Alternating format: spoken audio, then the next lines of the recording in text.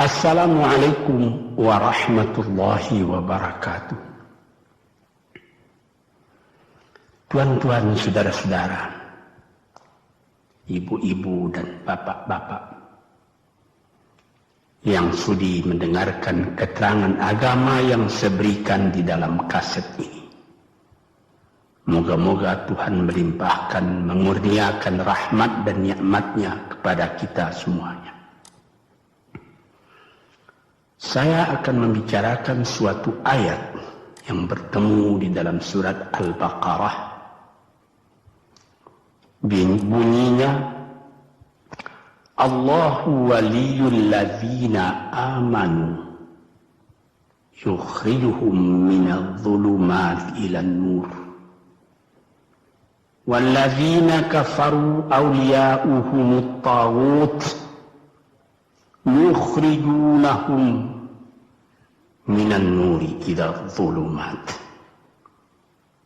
Artinya, Allah adalah menjadi pemimpin bagi orang-orang yang beriman, orang yang mempunyai kepercayaan yang teguh. Dan Allah, apabila orang itu telah betul-betul menganggap Allah menjadi pemimpinnya, Allah pun menjamin mengeluarkannya daripada gelap gulita kepada terang benderang. Gelap gulita kebodohan kepada kecerdasan. Gelap gulita kehidupan tak tentu arah kepada tujuan yang sejati. Sebaliknya, orang yang kafir yang tidak percaya kepada Allah, maka sebaliknya yang terjadi, daripada terang benderang, dia akan dipimpin oleh taghut,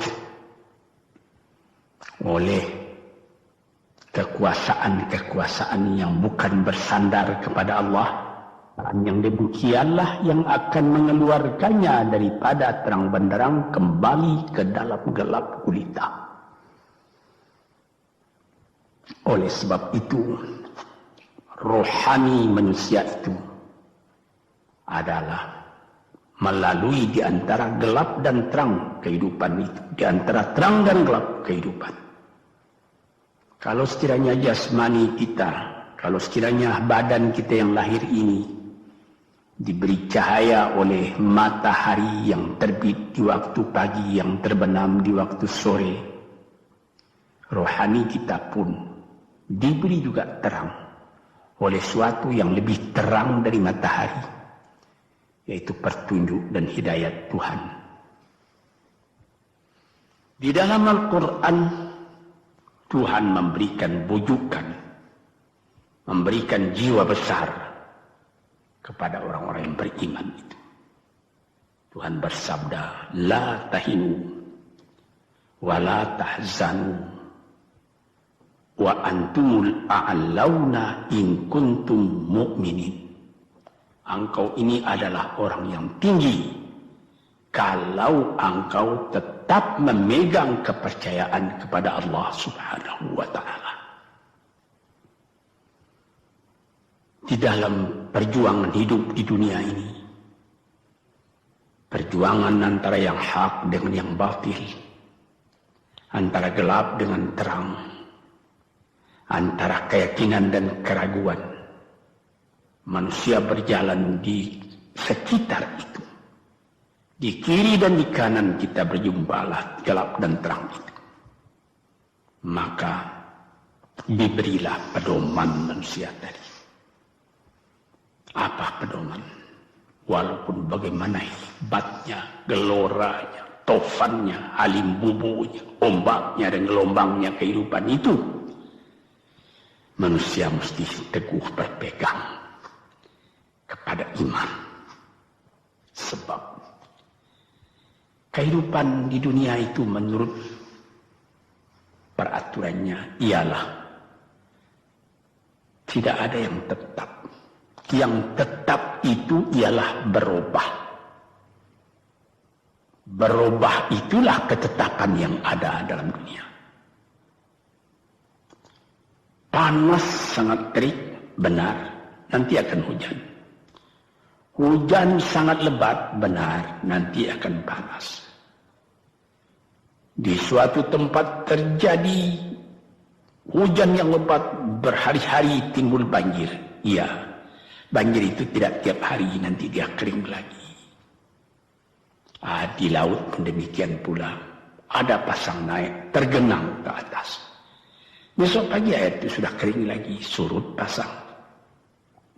Begitulah kehidupan di dunia itu. Itu harus kita yakini supaya kita jangan terombang-ambing dalam kehidupan itu.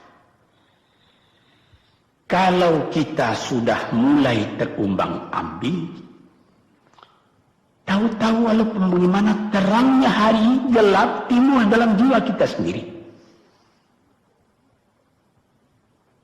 Walaupun panas terik, kita berhujan. Hujan oleh keringat kita sendiri. Jadi yang penting di sini menjaga hati itu. Sampai Rasulullah Nabi kita Muhammad SAW,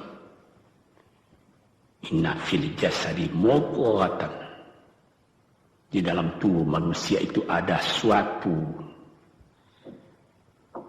bekuan darah. Idza salahat salahal jasadu kulluhu wa idza fasadat fasadal jasadu kulluhu. Kalau ini segumpal daging baik, seluruh badan jadi baik. Kalau dia rusak, seluruh badan jadi rusak. Apakah itu? Hati. Hati. Kendali terletak dalam hati kita. Hati artinya penuh. Bukan saja berarti pada daging, tapi pada hati dari hati, isi dari hati, atau juga akal kita.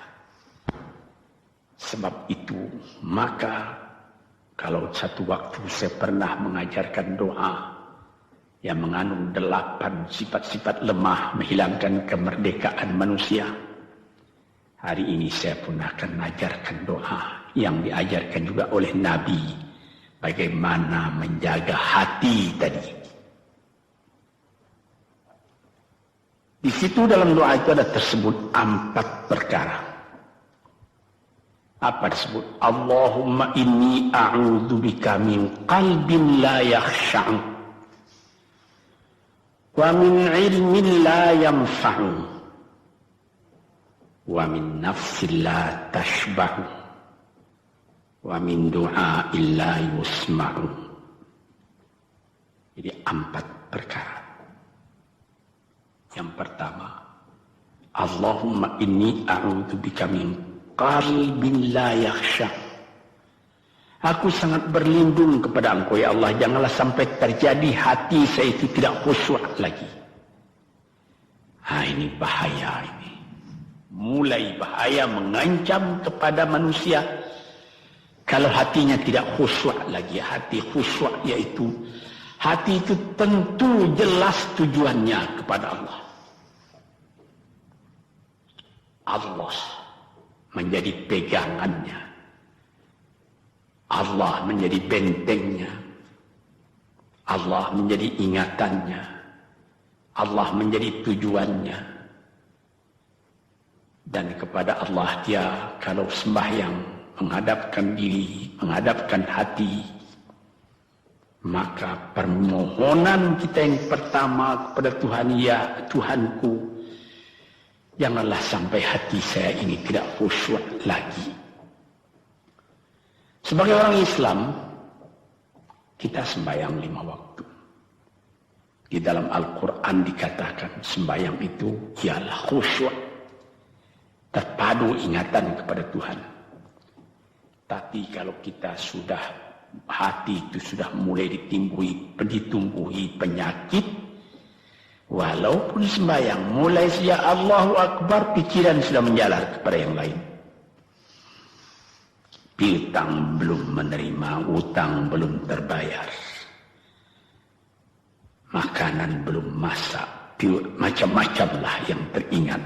Padahal kita dalam sembahyang. Ini apa arti sembahyang tadi lagi? Ini sudah mulai berbahaya ini.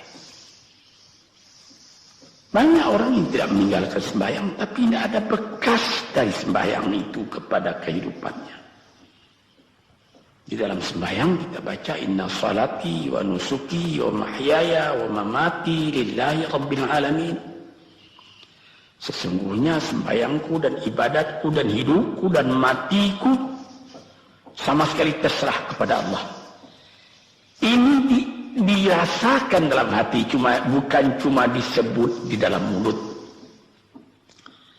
Sebagaimana dikatakan, bukan jadi lip service sebagai seput tangan penggosok-gosok mulut, bukan begitu. Yang dari hati. Kalau sudah dari hati yang khusyuk, ini berbekas kepada kehidupan. Aku tak takut menghadapi segala keadaan dalam hidup, sebab hatiku bertali dengan Tuhan. Dari Tuhan aku datang, kepada Tuhan aku akan kembali. Ini namanya hati yang khusyuk. Tapi kalau sekiranya bacaan tetap fasih, tapi tidak ada lagi dari hati, melainkan rutin saja. Mayang 5 waktu sehari semalam, tapi tidak merubah kepada perangai, tandanya sembahyang tadi tidak khusyuk. Ini yang pertama kita minta kepada Tuhan.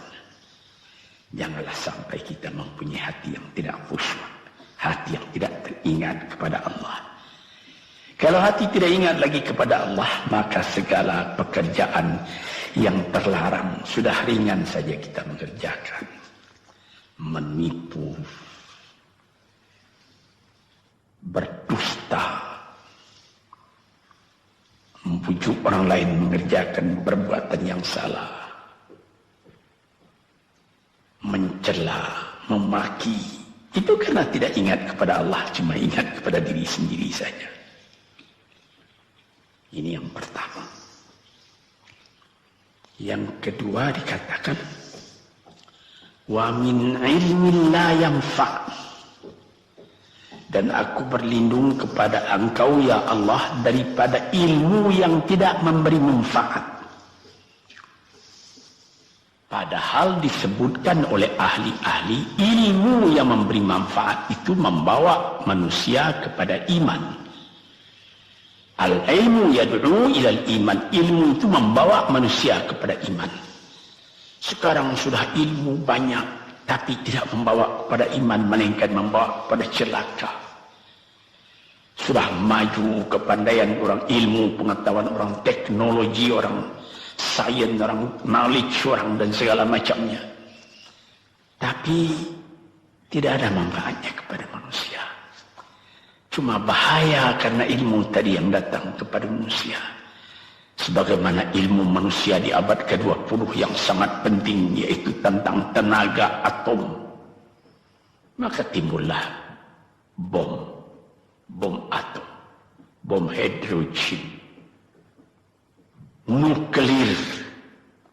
Sehingga manusia diancam sekarang ini oleh bahaya atom itu di mana-mana.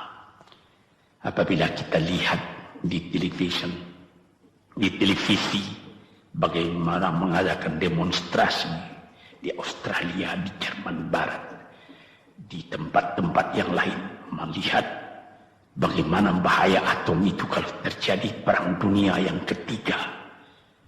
Ya Rabbi ya Karim, bom atom yang jatuh di Hiroshima itu belum ada artinya dibandingkan dengan bom yang sekarang, yang sedang disimpan oleh kerajaan-kerajaan, oleh negara-negara besar untuk menghancurkan. Nah, ini ilmu ini. Tetapi ilmu yang membawa bahaya, bukan saja tidak memberi manfaat, bahkan memberi bahaya. Di sini terasa oleh kita bahwa ilmu yang ada itu pun mesti dikembalikan atau dikendalikan oleh iman. Kalau tidak, maka nyawa manusia ini akan dipandang sebagai sampah saja. Dijatuhkan satu bom hidrogen ke dalam kota Jakarta ini, na'udzubillah min dzalik. Umpamanya dimasukkan ke kota Jakarta ini, satu bom hidrogen saja itu sudah habis penduduk Jakarta yang lebih dari 5 juta ini. La haula wala quwata illa billah.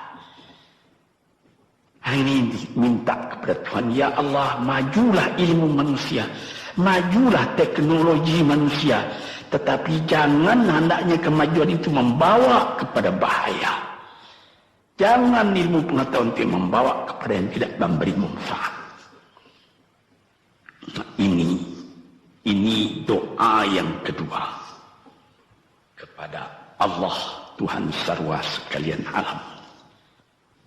Yang ketiga disebut lagi, wa min nafsin la tashba'u, dan aku berlindung kepada Allah daripada nafsu, daripada diri,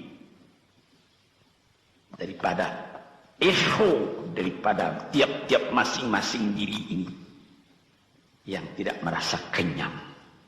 Ini juga bahaya besar. Inilah yang menimbulkan penjajahan di dunia. Inilah yang menimbulkan, disebut dalam bahasa Arab, al-ghazwul fikri, penjajahan. Sesudah Perang Dunia Kedua sudah banyak negeri-negeri yang merdeka, tetapi sekarang timbul lagi penjajahan baru. Apa? Penjajahan fikiran. Sehingga bangsa yang merdeka tadi tidak merdeka lagi fikirannya. Dia merdeka di dalam meniru kepada bangsa yang lebih kuat. Itu namanya terjajah juga. Jadi tuan-tuan yang terhormat, apa pangkalnya ini? Daripada nafsu serakah manusia. Nafsu serakah manusia sebagaimana tersebut di dalam hadis. Lau kana libni adama wadiyani min dhahabin labtagha salisan. Wa ma yamla'u jawfubni adama illa turab. Kalau manusia itu mendapat suatu lembah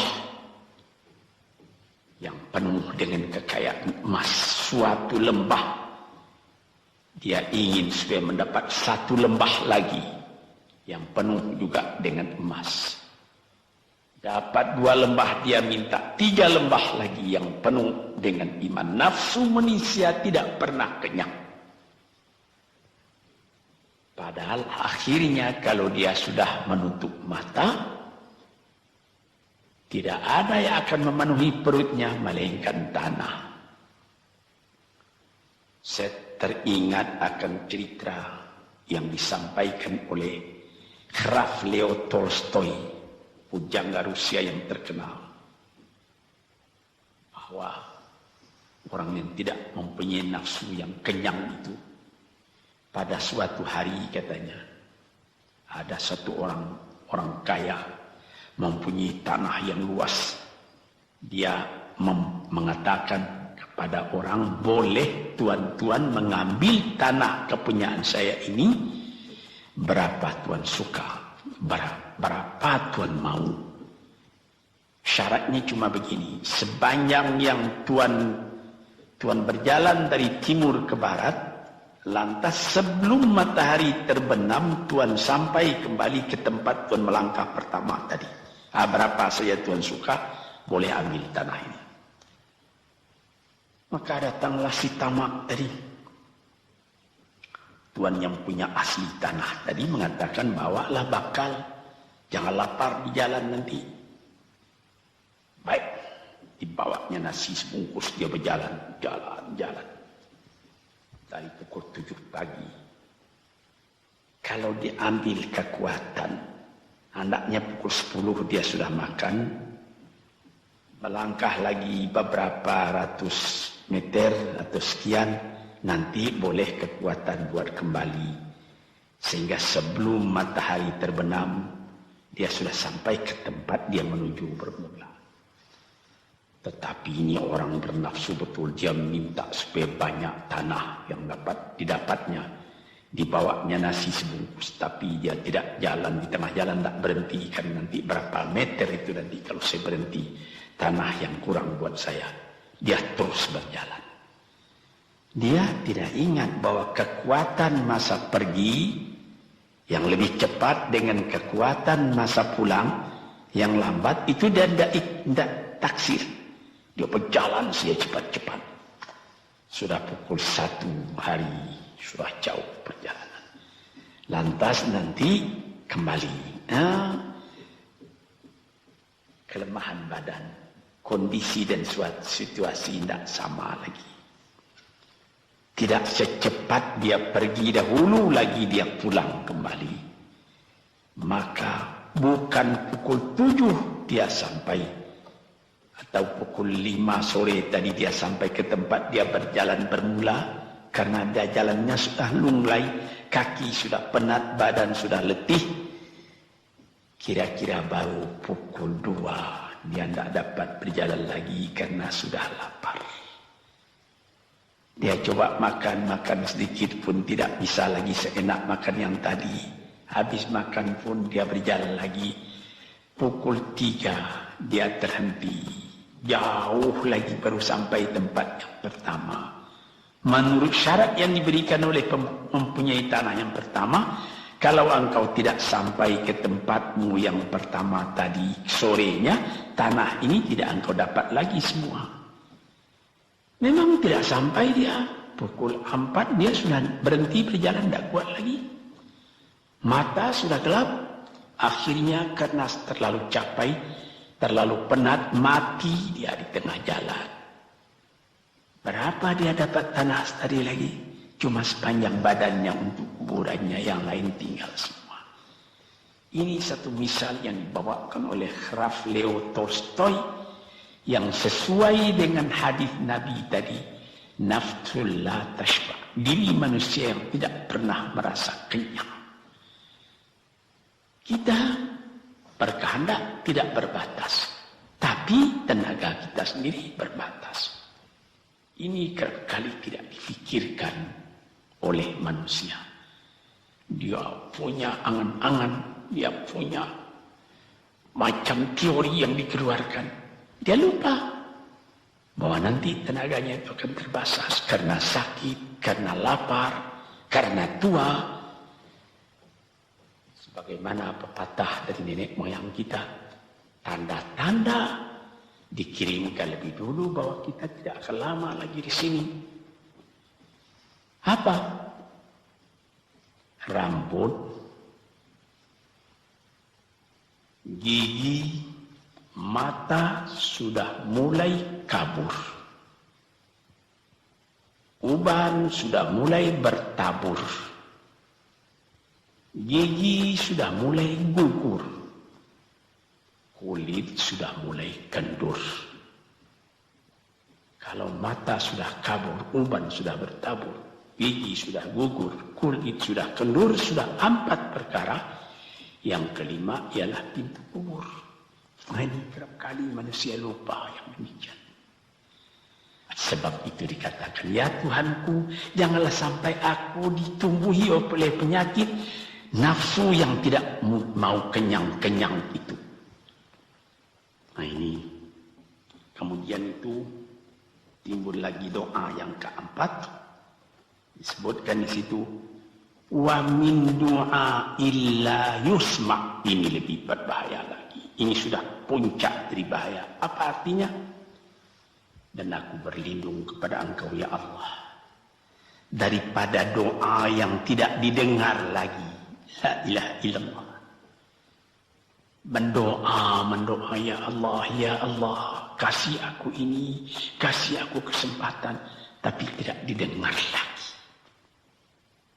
Tuan-tuan, para pendengar kaset yang tercinta, ada tersebut dalam hadis Nabi, wa malbasuhu haram, wa mashrabuhu haram, wa ghudhiya bil haram.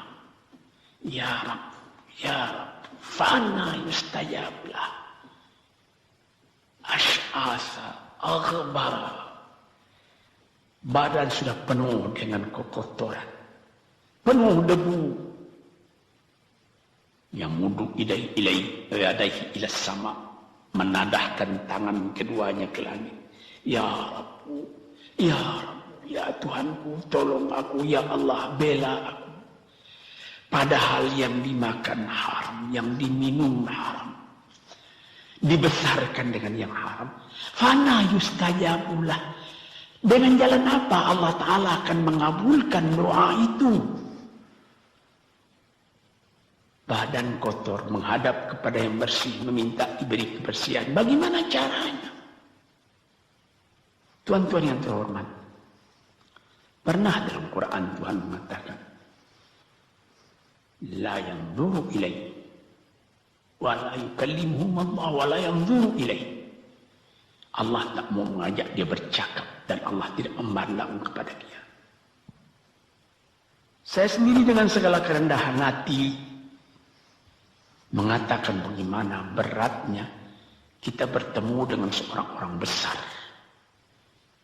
Lalu dia mengulurkan tangan kepada kita. Tapi mata kita tidak dilihatnya. Sengsara rasanya. Bagaimana dengan Tuhan kalau Tuhan tak mau melihat kita? Nah, sebab itu para pembaca, pendengar kaset yang tercinta, berdoalah kepada Tuhan supaya hati kita selalu terbuka. Jangan sampai kita mempunyai hati yang tidak khusyuk, ilmu yang tidak memberi manfaat, jiwa yang tidak pernah kenyang, dan doa yang tidak didengar. Ya Allah, dengarkan doa kami dan tunjukkan kepada kami jalan yang benar dan beri kami terang dalam kehidupan ini. Yang keempat ialah wa min du'a illa yusma. Dan aku berlindung kepada Engkau ya Allah, jangan sampai doaku tidak terdengar, tidak didengar oleh Tuhan. Sebagaimana kita tahu, doa itu adalah mukhul ibadah, tulang sumsum daripada ibadat kita sendiri kepada Tuhan. Segala perbuatan kita patrikan dengan doa, dengan harapan mudah-mudahan diizinkan oleh Allah. Disampaikan maksud kita, macam-macam yang kita minta kepada Tuhan. Tapi kalau doa itu sudah tak diperdulikan lagi oleh Tuhan, apa celaka kita, apa daya kita, apa upaya kita? Di sini kita melihat apa sebab maka doa tidak didengar oleh Tuhan, tidak diperkenankan oleh Tuhan. Tentu saja bukan dari salah Tuhan, melainkan dari salah kita sendiri. Di dalam Al-Quran dikatakan, Iyyaka na'budu wa iyyaka nasta'in. Al-Fatihah tersebut, kepada Engkaulah kami menyembah, ya Allah, dan kepada Engkau kami minta tolong. Tapi dengan tidak sadar, kerap kali kita berbuat terbalik. Iyyaka nasta'in wa iyyaka na'budu, kepada Engkau kami minta tolong, lalu kepada Engkau kami menyembah. Minta tolong dulu baru menyembah. Minta tolong banyak-banyak tapi terima kasih tidak ada. Tentu saja tidak didengar oleh Tuhan. Di dalam satu hadis tersebut, Asy'asa al-Ghabbara yamuddu yadaihi ila samai ya Rabbu ya Rabb, wa mat'amuhu haram wa mashrabuhu haram wa malbasuhu haram wa ghudhiya bil haram fa anna yustajabu lah. Badan sudah kotor, sudah berkerunyut, kesusahan, kegelisahan kehidupan terbayang kepada tubuh sendiri. Lalu menadahkan tangan ke langit meminta kepada Allah, ya Tuhanku, ya Tuhanku.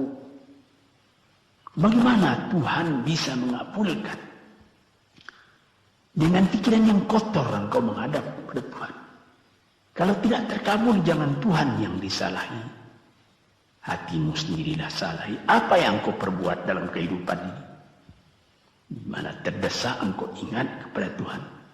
Di zaman kesenangan engkau lupakan Tuhan. Di dalam mendapat percobaan engkau merengek mengadu kepada Tuhan. Jiwa yang seperti ini janganlah sampai timbul pada diri kita sendiri. Saya sudah mengalami apabila saya berhadapan-hadapan dengan orang besar, saya ingin dia menghadapkan matanya kepada saya. Apa kabar saudara? Kabar baik. Dia lihat mata saya lihat mata dia. Tapi kalau ketika dia bersalam dengan saya, dia melihat kepada orang lain, bukan main sakit hati saya. Apa salah saya maka dia begitu? Mengapa tidak saya yang dipandang?